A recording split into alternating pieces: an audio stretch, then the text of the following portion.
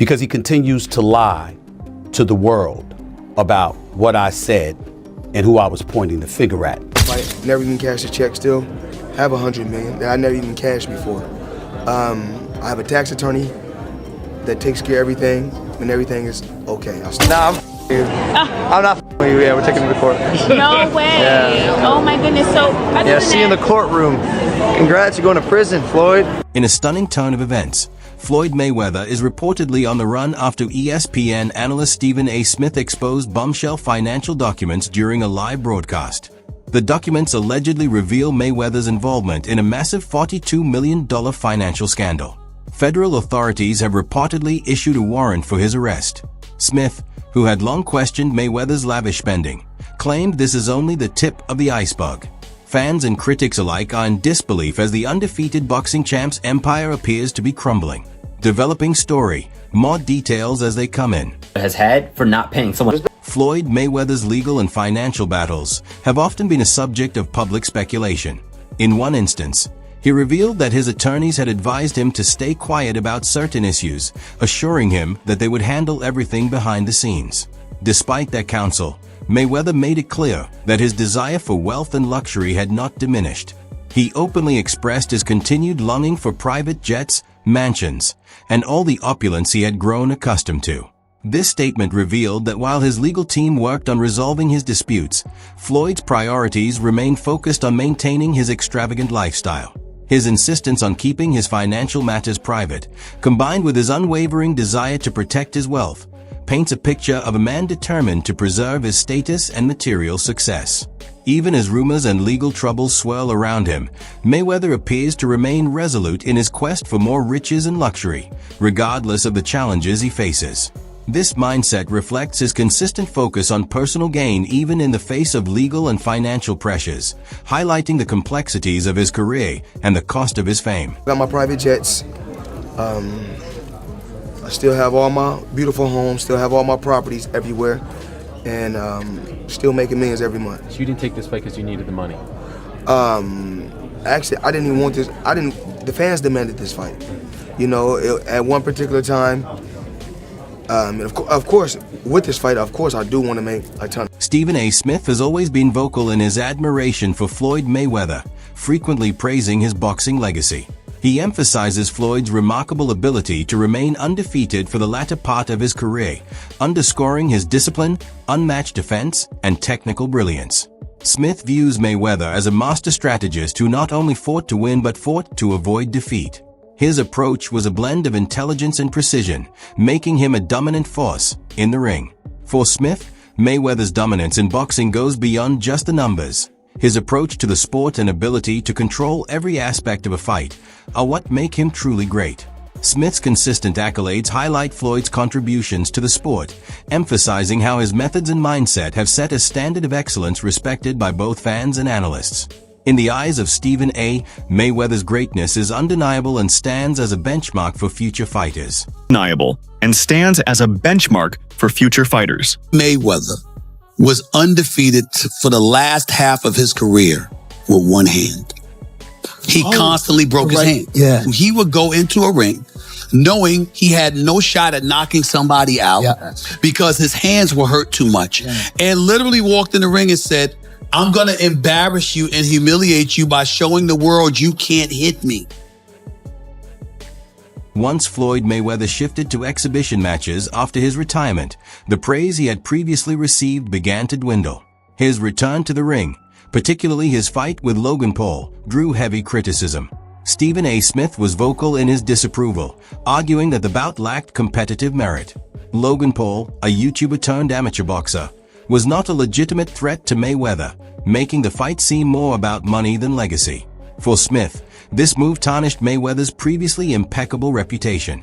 He viewed it as a cash grab rather than a display of greatness, especially for someone who had dominated the sport for years.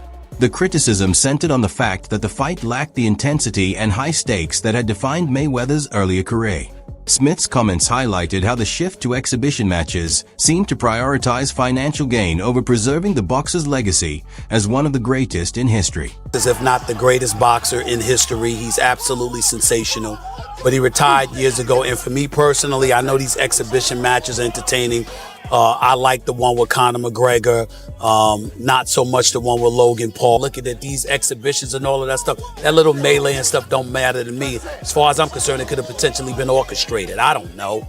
But I do know not just anybody should be allowed to be in the ring with Floyd Money Mayweather. Absolutely. Stephen A. Smith didn't limit his criticism to just the Logan Paul fight. He consistently voiced his concerns about Mayweather's overall approach to exhibition matches. While Smith understood the McGregor bout, acknowledging McGregor's experience in combat sports, he felt the subsequent exhibition fights lacked merit.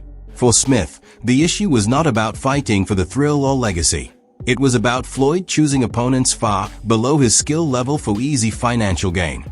This, in his view, undermined the credibility Mayweather had spent years building. Smith pointed out that Mayweather's once pristine reputation as a dominant force in boxing was now at risk of being overshadowed by a series of less competitive matchups.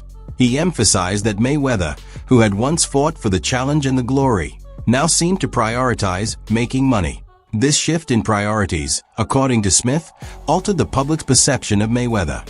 Instead of being celebrated for his unmatched skills and achievements, Floyd began to be seen as someone who was capitalizing on his fame rather than continuing to push the boundaries of the sport. Smith's perspective was clear. By focusing on money, Mayweather was jeopardizing the very legacy he had once built.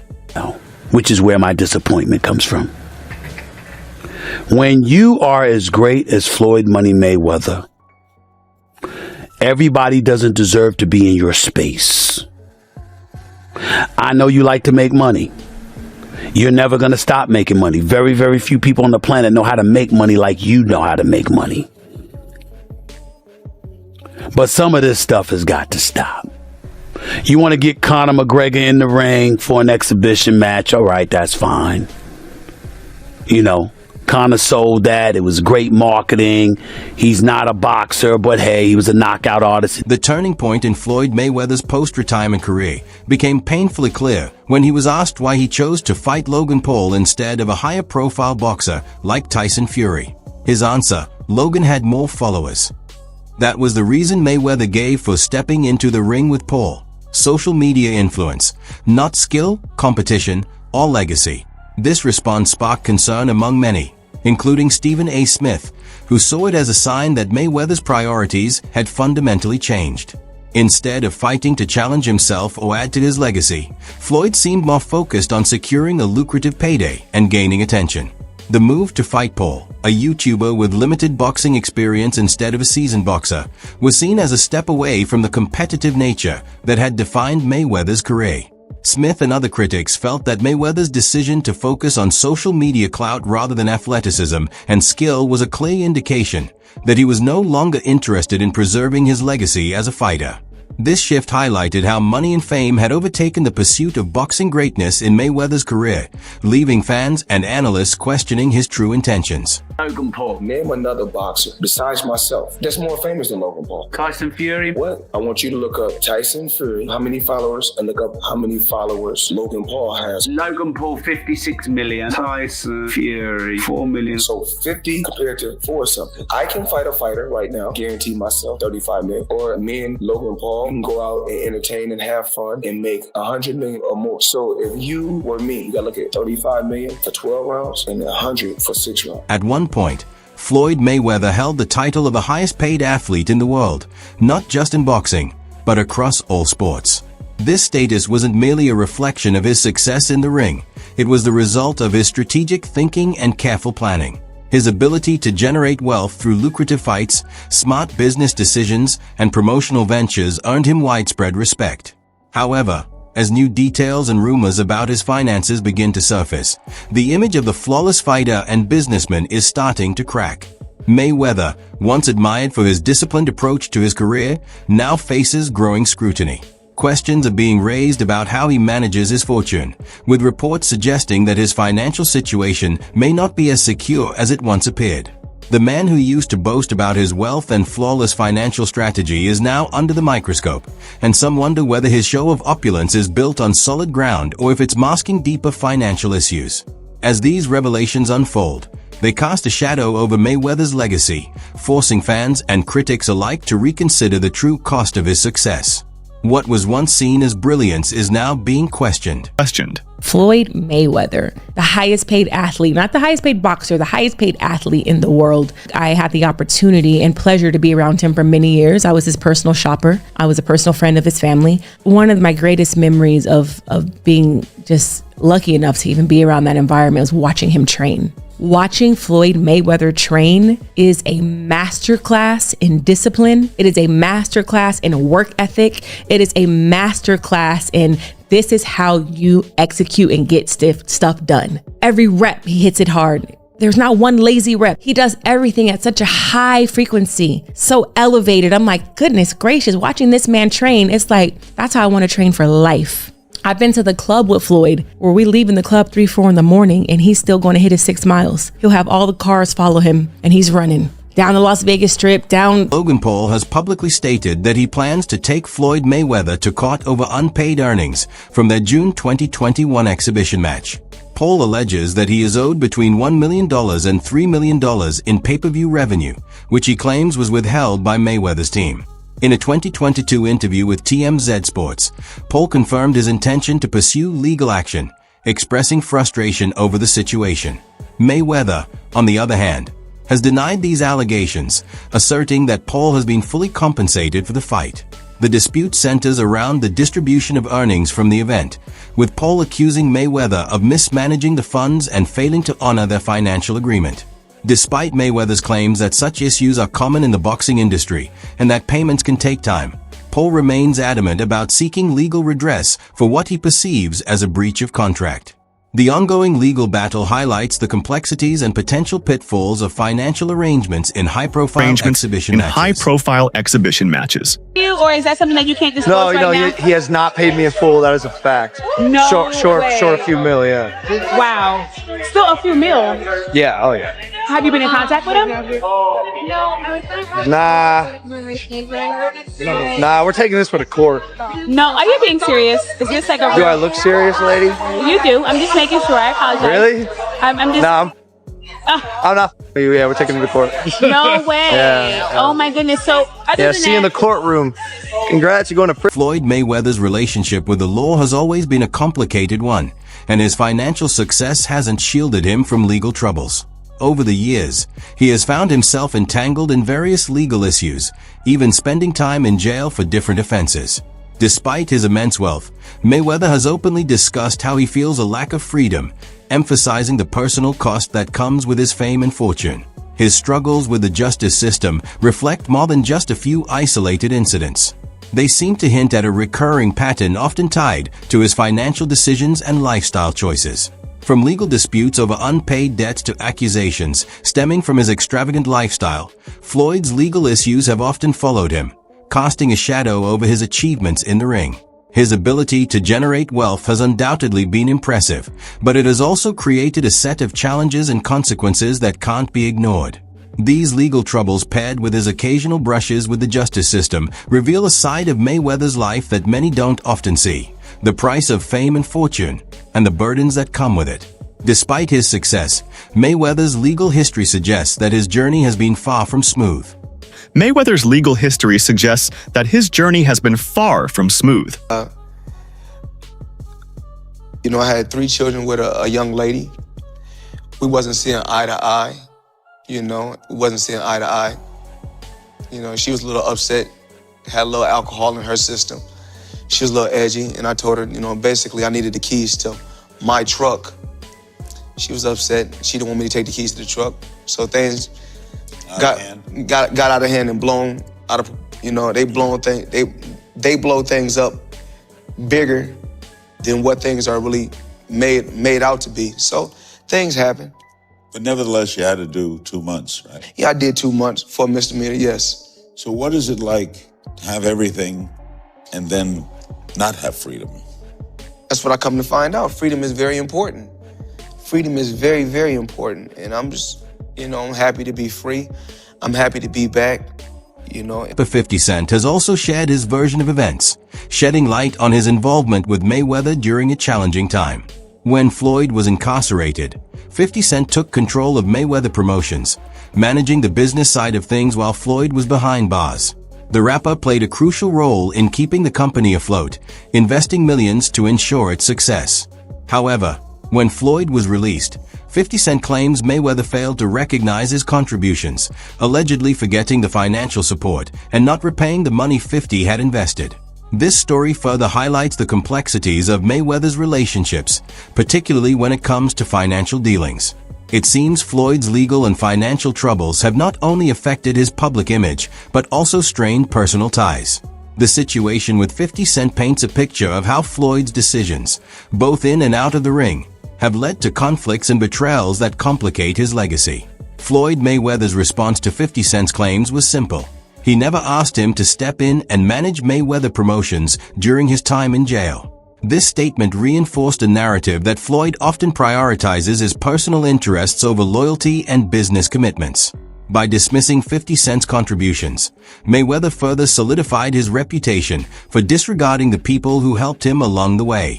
This response exemplifies a pattern of behavior where Floyd's focus on self-preservation and financial gain seems to overshadow the importance of relationships and obligations, leaving a trail of strained partnerships behind. Anybody who knows Floyd knows he doesn't want to be alone. So in that situation, like, I was concerned about him because, like, I went to visit him more than anyone else that he would call a friend would actually visit him. And it's because I knew that he feel like this. He'll buy stuff for you to keep you around. His temperament, there's no balance. Like, he can do anything and they still stay there. Adding more fuel to the fire, former UFC fighter and analyst Chael Sonnen exposed an uncomfortable truth about the Mayweather versus McGregor fight. He claimed that the event was not as financially successful as it appeared, revealing that many of the seats in the arena were deliberately left empty and filled with people dressed to make it seem like the venue was sold out. As someone who covered the fight live, Sonnen openly criticized the illusion created by Mayweather's PR team, pointing out the empty seats that viewers didn't see on television. He recalled how he was told it was a record-breaking event, but the reality was far different. Sonnen even shared his personal experience, mentioning that when his mother decided to attend, he saw the truth firsthand. Despite the fight being marketed as a sold-out spectacle, thousands of seats were vacant. This revelation led Sonnen to acknowledge the presence of fake news within the world of sports promotion, illustrating how image management and hype were prioritized over actual attendance and success. Despite these truths, the fight's record-breaking pay-per-view numbers are still touted as the biggest in boxing history, with promoters continuing to claim victory even when the live audience didn't align with the narrative. Adding more fuel to the fire, former UFC fighter and analyst Chael Sonnen exposed an uncomfortable truth about the Mayweather versus McGregor fight. He claimed that the event was not as financially successful as it appeared, revealing that many of the seats in the arena were deliberately left empty and filled with people dressed to make it seem like the venue was sold out. As someone who covered the fight live, Sonnen openly criticized the illusion created by Mayweather's PR team, pointing out the empty seats that viewers didn't see on television. He recalled how he was told it was a record-breaking event, but the reality was far different. Sonnen even shared his personal experience, mentioning that when his mother decided to attend, he saw the truth firsthand. Despite the fight being marketed as a sold-out spectacle, thousands of seats were vacant. This revelation led Sonnen to acknowledge the presence of fake news within the world of sports promotion, illustrating how image management and hype were prioritized over actual attendance and success. Despite these truths, the fight's record-breaking pay-per-view numbers are still touted as the biggest in boxing history, with promoters continuing to claim victory even when the live audience didn't align with the narrative. Promoters continuing to claim victory, even when the live audience didn't align with the narrative. You can trust the news. There's no such thing as fake. I'm working for ESPN. We're broadcasting the Mayweather-McGregor fight live. And to this day, they will tell you that's a record. That's the biggest fight ever. That thing was sold out. That place was, people were dressed up as empty seats. And I mean thousands of people. No. I bought my mother's ticket that day. That day, my mother decides that she wants to go to the fight. So I'm in there and I'm telling the world that this place is sold out because that's what's on the screen. And it's not even close. Yeah. This isn't like, it's pretty much full. This isn't, there's thousands of empty seats. That was the first time that in my own life I ever just, wow, fake news is real. Wow. And then Mayweather, they wanted a rematch. They were begging. They were doing more media trying to get a rematch than they did leading into the first match. And the guys that wrote the checks. But why didn't it sell out? I mean, it's such two big draws. They promoted it so well. All anybody's talking about. Yeah, there's still a number.